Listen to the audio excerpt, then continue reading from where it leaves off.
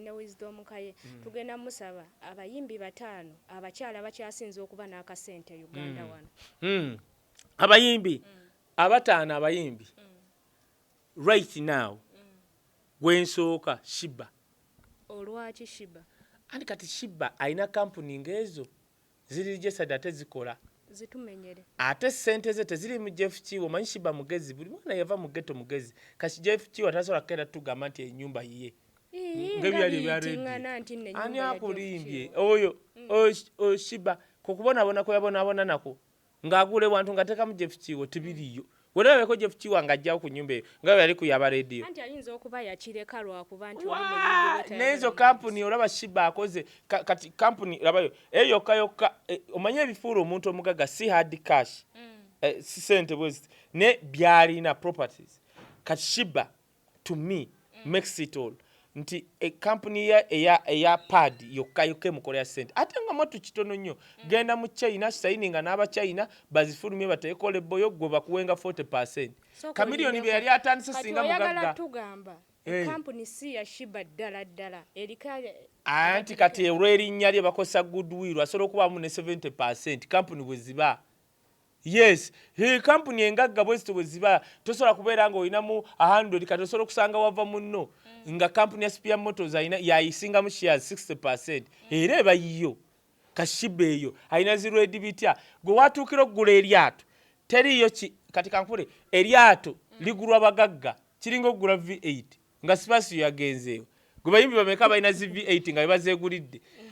mbuulira bani Angela Katatumba baziyina Angela Katatumba bawe Angela Katatumba bawe wembunga gwe nze nasomera bunga je natulira oli webunga yimugagga kaka kiringo kundetera mbu Eddie Kenza ina V8 gwe yawula eyo kugula obuguzi n'okuweebwa kati yagala tugamba bali babawa bannange wali watakimanyi sabo buli omu akimanyi mbu babawa buwe abantu abagula na mamotoka gaabwe alaali ku taibu ya Bob Wine yeso okuleta escalade emmotoka ya America ne tukkiriza chovola lye lisajja lye nanka niliwunga buli dakiika yeno nyindi gye bogerako erimu efumbiro kati mpya yababuziza amagezi bonna ne bawunga erisajja lyammwe ly'ekiwatiro lino ligaviri lyagenda okugula hamma baali wa sente siza kamiliyoni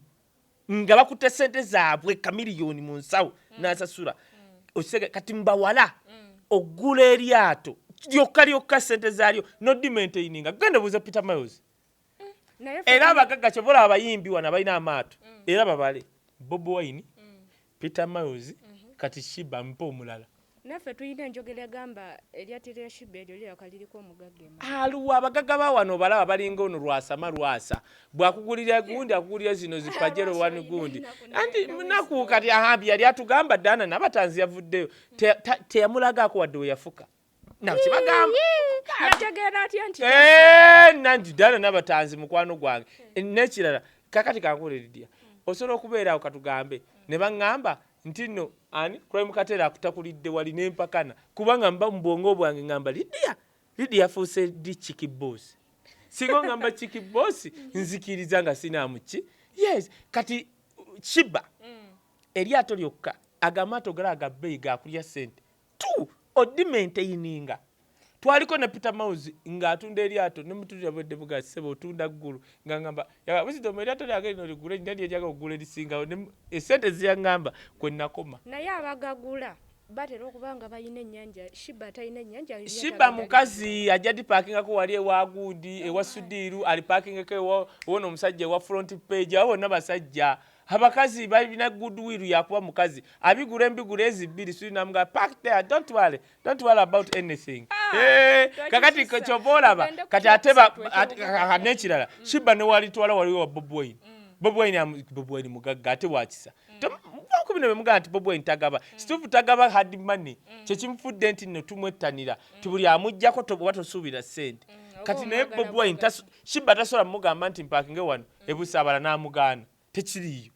oyo mukazi wa Bob Wine juke manager wao tasamala muga Shiba parking Wisdom tugenda ku mukyala namba 2 kakati omukyala namba 2 awo gwensobola okuleeta ngenda n'okuheera bannange musolo Spice Dan actually nsobola okuleeta Irene Nambiru ekifo ekyo tokikakasizaamu muntu akigwamu oli awo anti wuliriza tubala nandi kiresemu eri namatovu naeri namatovu ekyabbaawo ekyo kinkola bubi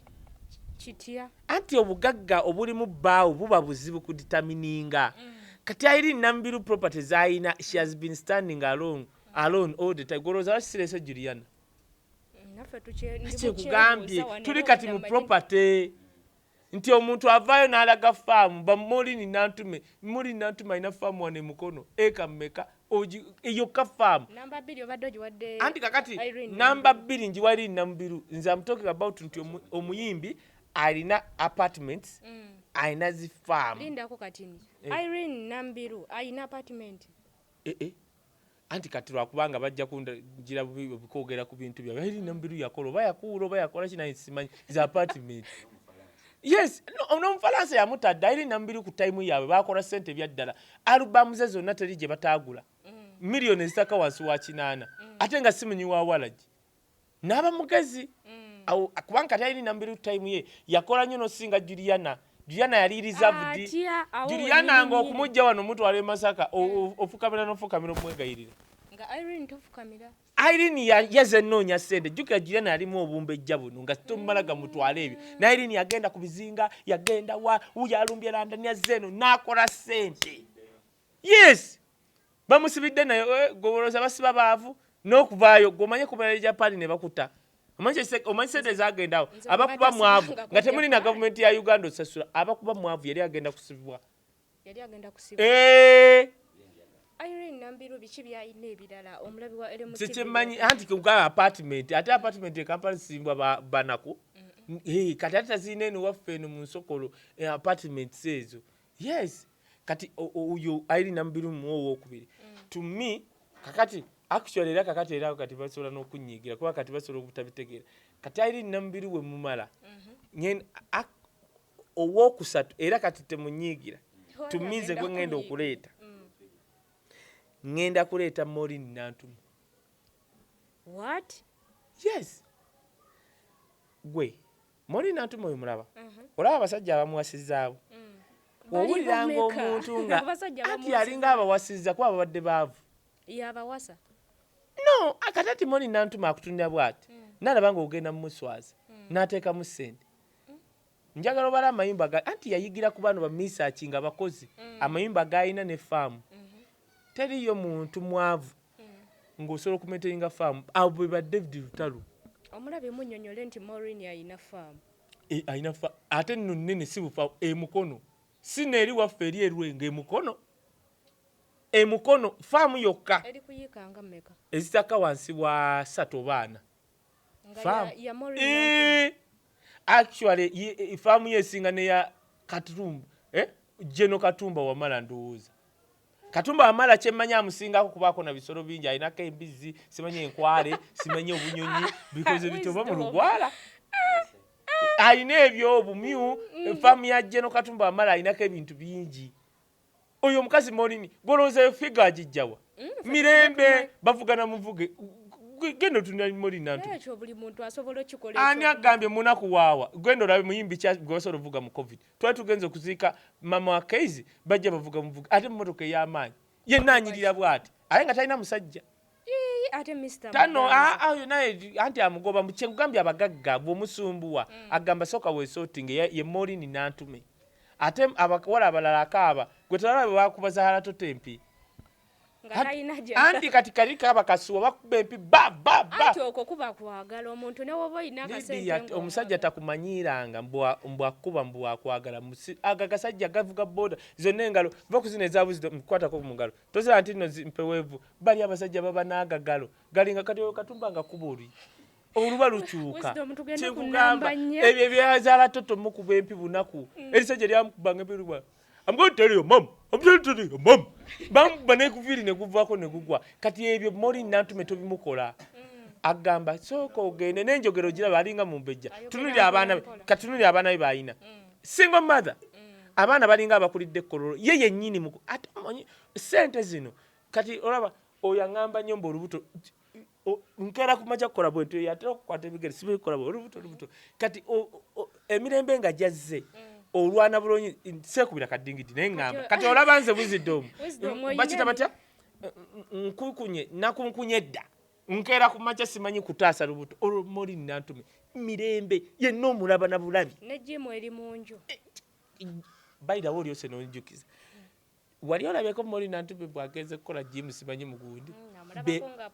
kyenkugamba abagagga mbuulire omuyimbi nedda baminisita abalina jimu ewaabwe gye baline tebaagala kwera ani akulimbye bayekaza bwekaza tebabirina n'abaminisita abamu baavu kyova babatubba era bakatumba wamala nalaba naani abalala tebabirina abalala balina n'obusobozi naye bamaalo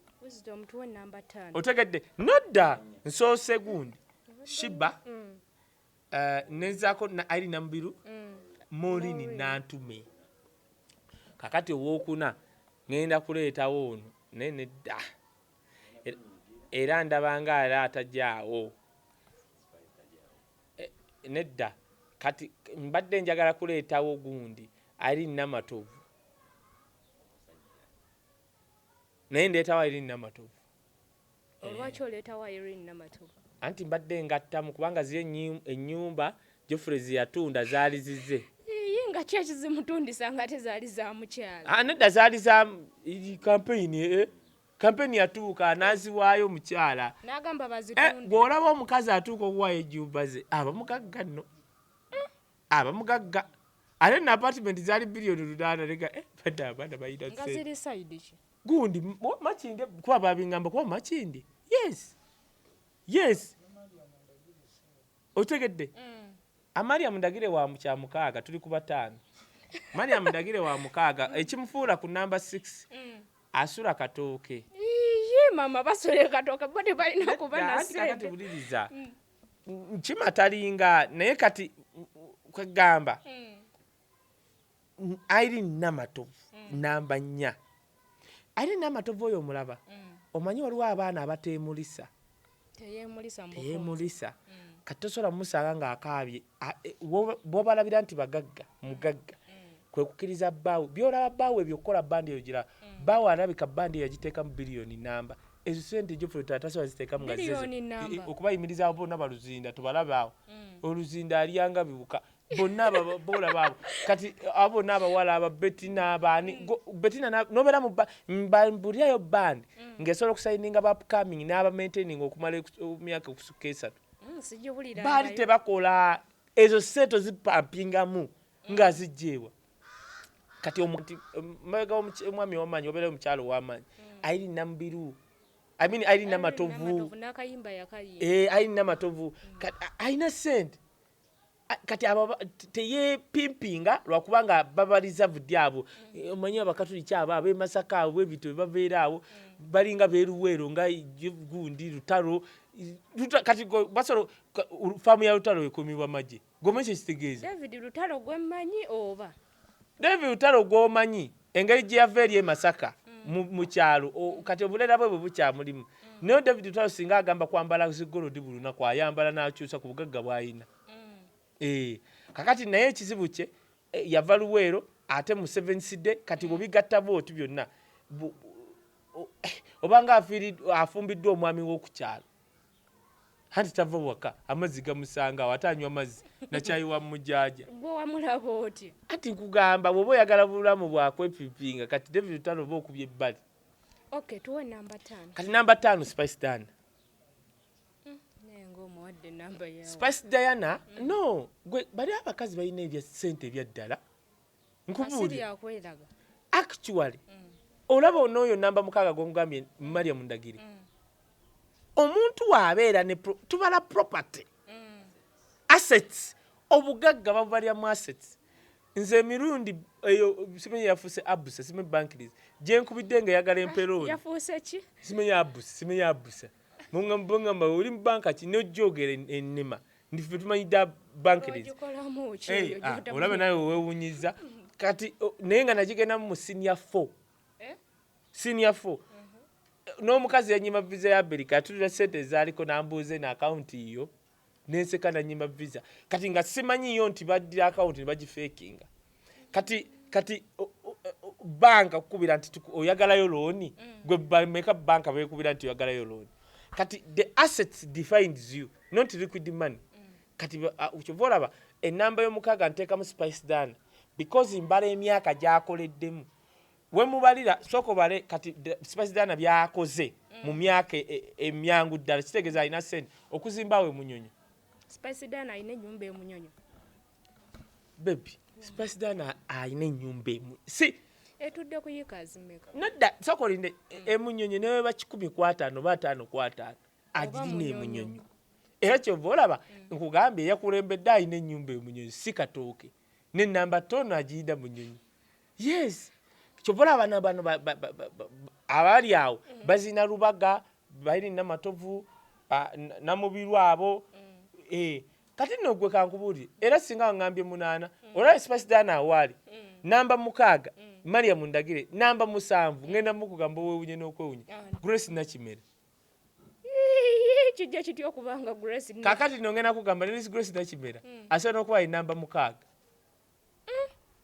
is the richest lady oyo omukazi omulaba mugagga kati kankubuulire otyanga omukazi nga tomulaba mu bivulu ng'akola vidiyo ya miliyoni 4 ng'agikoledde woolu njagala otunule kati ate ayimba gospel kati yazze mu gospel abayimbi be Uganda tebagala kuyimba gospel kubanga ataliimu ssente anti bapasita bawano babbi babagamba tebabasasula kakati ekyokubiri Grace Nakimera mwabo bemmenye abasinga apartments bonna tekuli amu kyatalina kyemmanyi kyesera bankoze ye farm abasinga apartments Grace Nakimera iye gwe nkugamba kyova olaba yenna kati ayimbulukuse ne time ewedde nayo nziruka ku TV ayimbulukuse yenna sente omanyi kye bayita apartment ozisimba enentinda